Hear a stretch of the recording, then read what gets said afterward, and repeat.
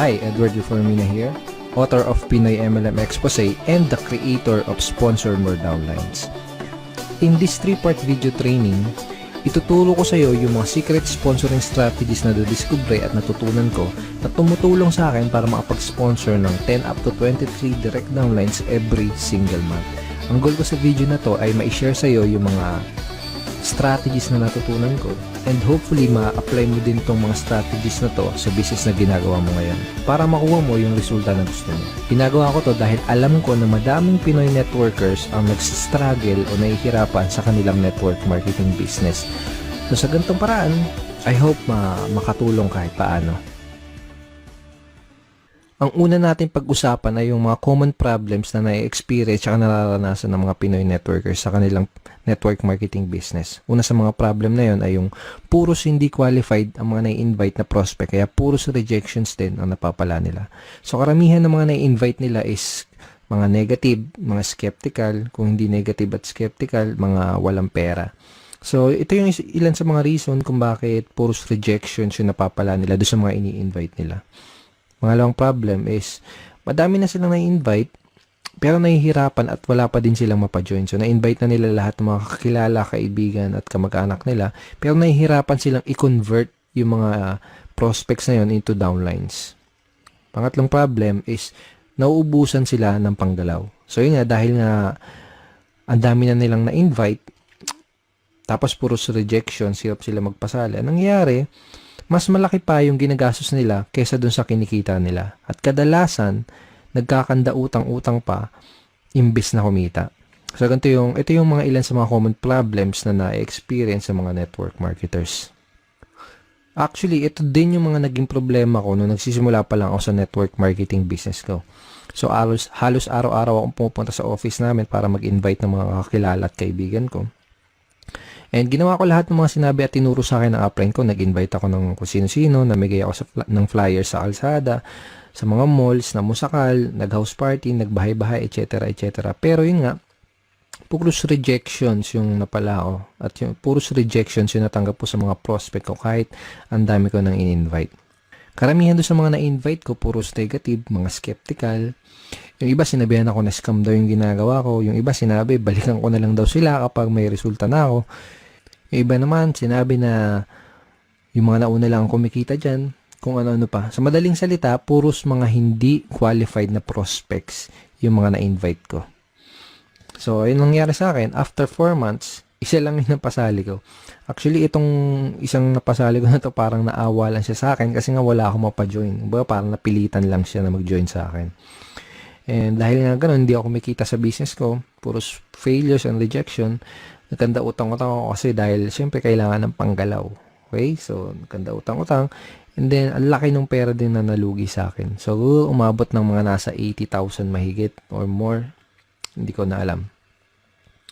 Pero syempre, hindi ako basta-basta sumuko. Ang ginawa ko, naghanap ng mga solusyon doon sa mga problema ko na yon. Okay? And thank God, nakahanap naman ako ng solusyon.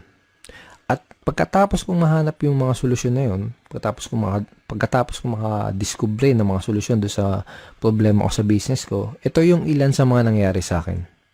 I sponsored 63 direct downlines in 4 short months.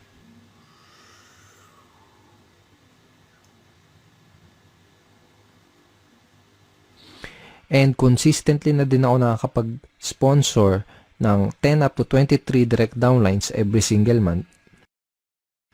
Tapos mas mabilis ko na-build yung business ko at nagsimula ako mag-duplicate dun sa mga kagrupo ko. Okay? So, yung mga solutions na natutunan ko, yung mga solution na na-discover ko, yun yung mga pag-uusapan natin sa 3-part video training na to. Yung mga solusyon na yun yung mga matututunan mo sa video training series na to. Okay, so pag-usapan ulit natin yung typical scenario na nangyari sa mga network marketers. So, pumasok sila sa network marketing business nila, first time man or kung may past experience ha. Pero nangyari ganito, excited sila sa una, pump up sila. So, shinare kagad nila yung business nila sa mga kaibigan, sa mga kakilala, kamag-anak nila. And nag-prospecting agad sila, nag-share sa Facebook, invite dito, invite doon, invite sa kaliwat kanan yung pag-i-invite.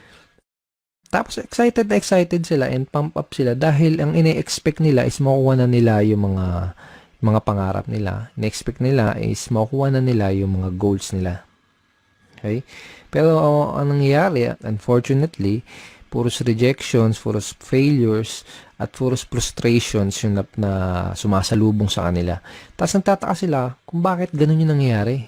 Hindi nila alam kung bakit ganun yung nagiging resulta kahit binibigay naman nila lahat ng effort nila. Kahit ginagawa na nila lahat ng mga tinuturo sa kanila. Hindi nila alam na ang tunay na problema kaya sila nahihirapan, ang dahilan kung bakit puros rejections ang napapala nila ay dahil hindi nila alam kung paano mag-pre-qualify o mag-sort out ng mga prospects. Kaya nangyayari, madami silang oras, effort at pera na sinasayang sa pakikipag-usap sa mga unqualified na prospects. Hindi din nila alam kung paano sagutin ng tama yung mga common MLM objections. Kaya kahit qualified na yung mga prospect na kausap nila, hindi pa din nila mapajoin dahil sa mga objections na hindi nila nasasagot ng tama. Okay? At hindi nila alam, karamihan, hindi nila alam kung paano mag-close effectively. Kaya kahit madami silang mga prospects na kinakausap, hirap pa din silang makapag-recruit. Bago ko ituro, bago ko i-share sa iyo yung mga solusyon sa mga problema na to, first, I would like you to imagine na nag-apply ka sa McDonald's. Sabihin natin, nag-apply ka sa McDonald's tapos natanggap ka sa trabaho. Pero ito yung scenario, wala kang kahit anong alam sa pagluluto, hindi ka pa nakapagprito kahit isang beses, hindi mo pa nagagawang magluto sa tanan ng buhay mo. Okay? Ngayon, ito yung tanong. Kapag inutusan ka ba ng manager para pumunta doon sa kitchen para magprito ng burger patty, ang tanong is, magagawa mo ba ng tama yung trabaho mo? Yung inutos sa'yo? Malamang hindi kasi nga wala ka pang background, wala ka pang knowledge para gawin yung task na yan. Tingin mo alam mo kung kailan mo babaliktarin yung burger patty. Tingin mo alam mo kung luto na o kung hilaw pa yung burger patty na niluluto mo. Malamang hindi kasi nga wala ka pa nung idea, wala ka pa nung tamang knowledge para gawin yung trabaho na yun. So para magawa mo yung trabaho, ang gagawin nila sa totoong buhay, ang gagawin nila sa'yo dito kapag nag-apply ka pag pumasok ka sa McDo, ang gagawin nila sa'yo, bibigyan ka nila ng tamang training. Okay? Bigyan ka nila ng tamang training para magkaroon ka ng tamang knowledge. Pag meron ka na ng tamang knowledge, magkakaroon ka ng tamang skills para magawa mo ng tama yung trabaho mo. So, ganun din dito sa network marketing. Kung gusto mong magawa ng tama ang negosyo mo, kailangan mo ng tamang training at kailangan mong matutunan yung mga tamang skills. Lalo na kung first time mo pa lang sa network marketing or kung bago ka pa lang sa business mo. Ang solution dun sa mga pinag-usapan natin kaninang common network marketing problems is to acquire skills. Okay? Kasi kapag meron ka na ng mga tamang skills, tamang network marketing skills, yun yung magiging susi mo para maging successful ka sa network marketing business mo. Okay? Let's face it, kahit ano pang career at kahit ano pang business ang pasukin mo, you need to acquire skills. Kahit yung simpleng pagbabaligtad lang ng burger patty sa McDonald's, kahit yung simpleng ganung trabaho, is kailangan ng tamang skills, kailangan ng tamang training. What more pa kaya yung network marketing business mo, di ba? So, karamihan ng mga networkers parang ganito kasi nangyayari. Para silang sumusugod sa gera na wala silang dalang bala. Kumbaga, hataw sila ng hataw, araw-araw silang humahataw, kahit wala pa sila ng mga necessary skills na kailangan para magkaroon ng resulta at para magawa ng tama yung business nila. Kaya madalas na nangyayari, mas nauuna pa silang mag-quit bago pa nila matutunan yung mga tamang skills. So, kung nahihirapan ka ngayon, kung nahihirapan ka makapag-sponsor, kung nahihirapan ka makapag-recruit, kung nahihirapan ka sa network marketing business mo, yun ay dahil wala ka pa nung mga kinakailangan na skills para maging effective na networker.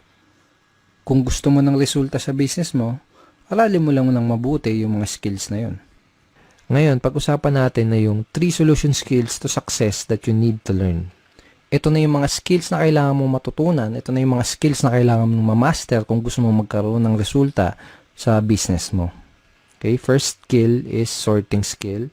Second is objection handling. Third is closing skill. Ang una natin pag-usapan ay yung sorting. Bibigyan kita ng magandang analogy para mas mag-grasp at mas maintindihan mo na mabuti kung ano ba tong sorting. So sabihin natin may nakita ang 3 mansanas dun sa lamesa. Okay?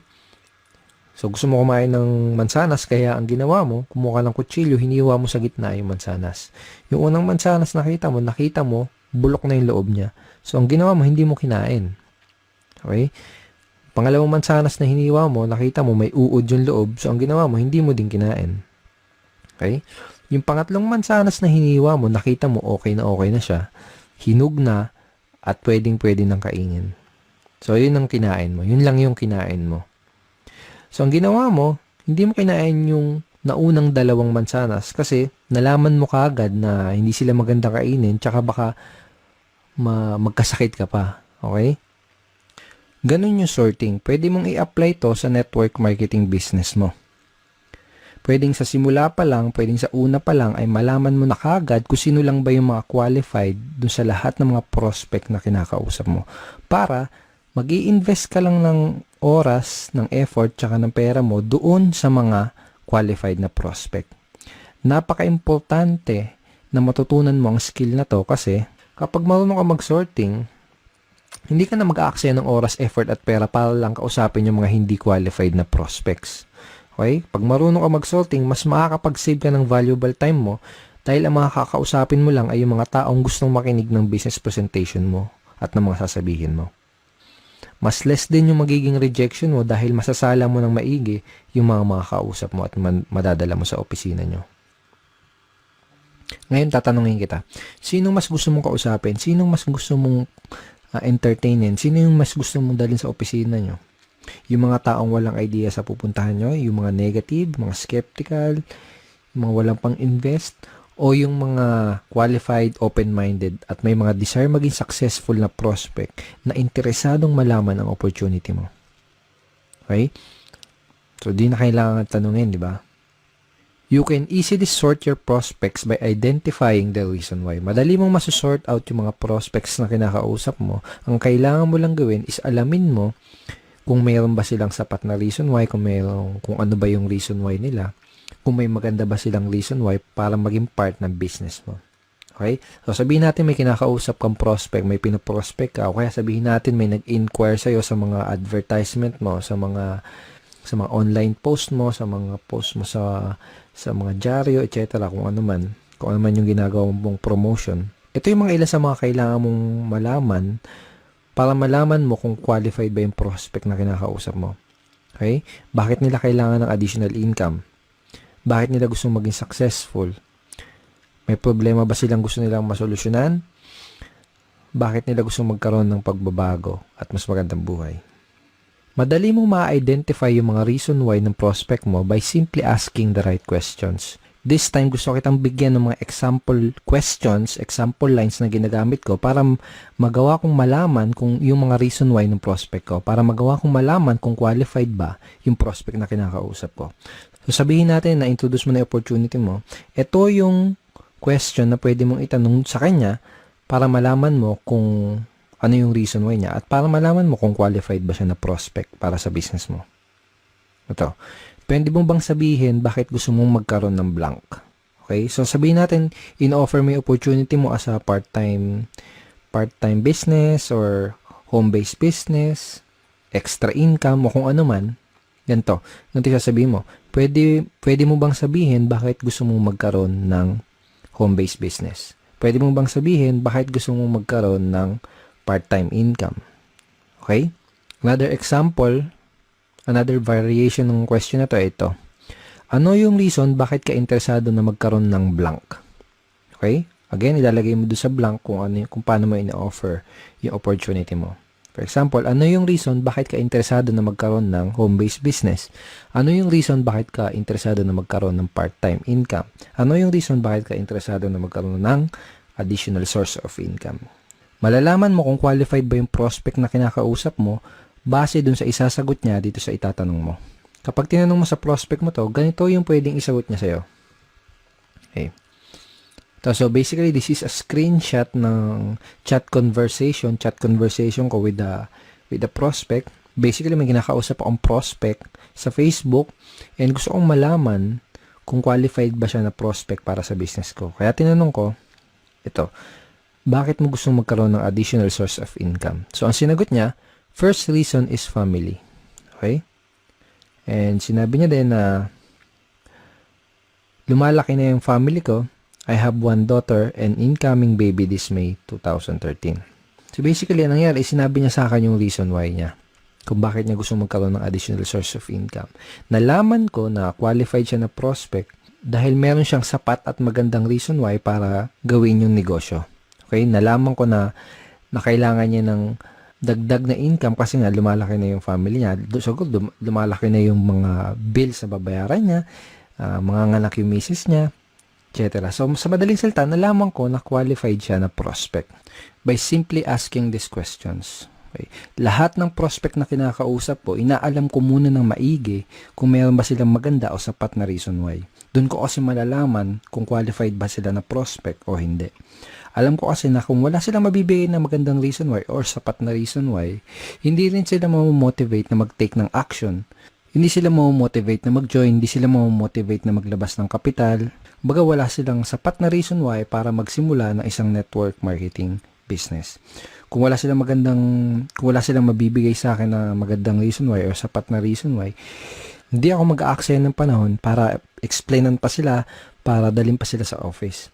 That is how I sort my prospects and that is how I qualify my prospects. Okay, so possible scenario, sabihin natin na tinanong mo na to sa tong questions na to sa prospect mo, pero sabihin natin ang nangyari ay hindi kagad siya nag-open up sa'yo. Sabihin natin na hindi niya kagad sinabi sa'yo yung reason why niya. Posible kasi na mangyari yon, lalo na kung kakikilala mo pa lang sa kanya o kaya hindi ka pa nakakapag-build ng report. Posible na kapag tinanong mo sa kanya tong questions na to, itong ano yung reason bakit ka interesado na magkaroon ng additional source of income, posible na yung isagot niya lang sa'yo ay parang yung mga wala lang. Gusto ko lang kumita ng additional income. Pwedeng ganun. So, walang sapat na reason why, di ba? O kaya naman, pwedeng ang isagot niya ay wala lang. Sino ba naman ang ayaw kumita ng additional income? Parang ganun. So, wala ding sapat na reason why. Ang questions na pwede mong itanong do sa prospect mo para magawa mong mag-open up siya sa'yo at para magawa mong ma-identify yung reason why niya ay itong mga questions na to. Ito, sabihin natin na kumikita ka na ng part-time income, magkano ang gusto mong kitain on a monthly basis? O kaya magkano ang gusto mong kitain na additional income per month? Parang gano'n. Kapag tinanong mo sa prospect mo to, gagawin niya is magbibigay siya sa'yo ng figures. Usually, sasabihin nilang ng prospect is 10,000 per month, 20,000 per month, 50,000 per month, or 100,000 per month. Iba-iba. Okay, so kahit na anong ibigay niya sa yung figure, ito yung next na question na pwede mong itanong sa kanya. Ito, kapag kumikita ka na ng blank, kung magkano yung binigay niya sa yung income na gusto nilang kitain, kapag kumikita ka na ng 20,000 na monthly income, ano yung pinakamalaking maitutulong nun para sa'yo? O kaya, ano yung pinakamalaking maitutulong nun para sa'yo at sa pamilya mo? By this time, kailangan may maibigay na sa yung magandang reason why yung prospect mo para malaman mo at matansya mo kung qualified ba siya na prospect o hindi para sa business mo. So, I will show you another example. So, basically, may kinakausap ulit akong prospect via Facebook chat. And by the way, napakita ko sa yung mga example is Facebook chat, pero obviously, dapat gamitin mo din to sa face-to-face or one-on-one or table talk conversation. Okay? So, again, may kinakausap ako na prospect via chat. Tinanong ko siya kung ano yung reason bakit niya gusto magkaroon ng additional income pero wala siya nabigay sa akin na magandang reason why. Hindi kagad siya nag-open up sa akin. So, ang ginawa ko, tinanong ko kung magkano ba yung additional income na gusto niyang kitain on a monthly basis. Ang sinagot niya sa akin, 10,000 per month. Kaya tinanong ko sa kanya itong question na to. Okay, sabihin natin na kumikita ka na ng 10,000 na monthly income. Ano yung pinakamalaki may tutulong nun para sa'yo? Ang sinagot niya, sa pag-aaral po, pang-araw-araw na gastos sa bahay, and sabi niya, nakikitira lang po kasi ako sa kamag-anak ko. So, by asking this simple question, napakasimpleng question lang naman, di ba? Pero very, very powerful in terms of identifying your prospects reason why.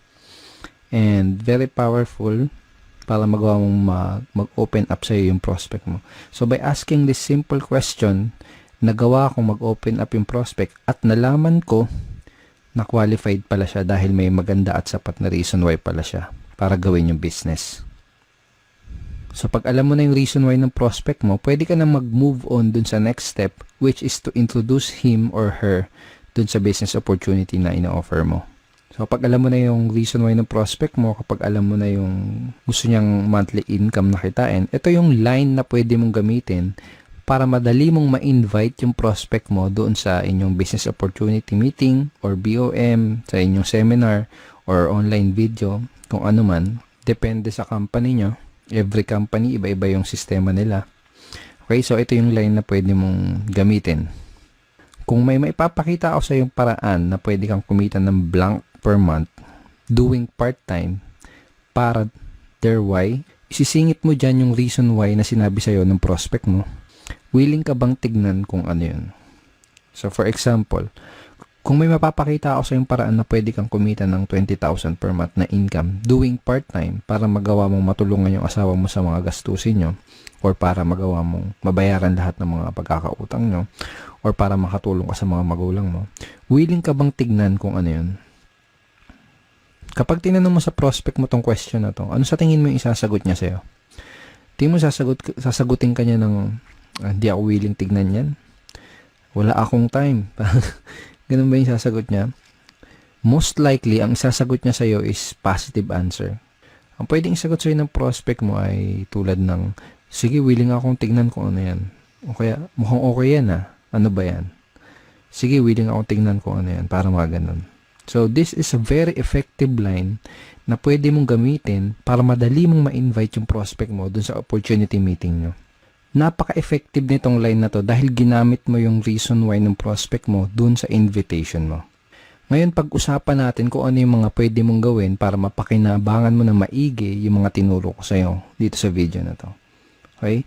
So, ito yung mga kailangan mong gawin. Una, write this example sorting questions that I gave you. So, mamaya balikan mo tong video na to, i-play mo ulit, tapos isulat mo sa papel o kaya i-type mo sa cellphone mo or sa iPad mo yung mga example questions na binigay ko sa'yo. Okay? Second, read this line ng paulit-ulit and try to internalize them. Okay? So, wag mo kabisaduhin. Okay? Mas maganda kung ma-internalize mo siya. Mas maganda kung mas maintindihan mo kung ano yung reason bakit mo siya tinatanong. Basta, tandaan mo, yung mga example questions na binigay ko sa'yo, ang goal mo, kaya mo gagamitin yung mga example questions na yun, ay para ma-qualify mo yung prospect mo at para malaman mo yung reason why nila. Okay? Pangatlo, start asking these sorting questions to your prospect. So, kung may kakausapin ka na prospect mamaya, bukas o sa isang araw, start using these questions. Simulan mong gamitin at itanong yung mga question na yon sa mga prospect na makakausap mo para magawa mong masort yung mga kinakausap mo na prospect at para malaman mo kaagad kung qualified ba sila o hindi sa business mo. Pag ginawa mo yun, mas makakapag-save ka ng time, ng effort, tsaka ng pera mo. Okay? So, thank you so much for watching this video. I hope madami kang natutunan din sa training video number 1. In training video number 2, pag-uusapan natin na yung some of the biggest misconceptions ng mga networkers. Ito yung mga maling akala ng mga networkers na pumipigil sa kanila para magkaroon ng resulta. Pag-uusapan din natin sa training video number 2, kung paano mo sasagutin yung mga common MLM objections. Okay, sana marami na naman kayong natutunan sa video na to. At sa baba ng video na to, may makikita kang like and share button. At huwag mong kalilimutan na i-click yung like at i-share mo din sa mga partners mo. At kung may katanungan ka, pwede mo din i-type sa baba ng video na to. I will try my best na sagutin yung question mo. Okay? So kung gusto mo mapanood yung second video number 2, mag-comment ka lang sa baba, sabihin mo, yes, I want to learn more. At isi-send ko mismo sa inbox mo. Okay? Thank you so much for watching this video. Have a great day. God bless to all.